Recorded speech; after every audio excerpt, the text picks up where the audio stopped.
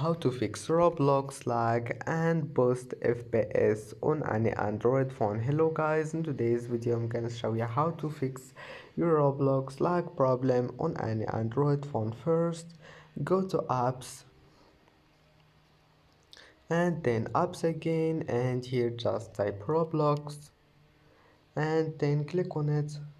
Now go to storage and then clear cache, and now click for stop and then go back here, go to battery and enable performance mode. You will find it like that. Click on it, enable it, performance mode, and that's it. Now just go back and try again and your problem must be fixed. And that's it for today's video. Don't forget like and see you in the next video.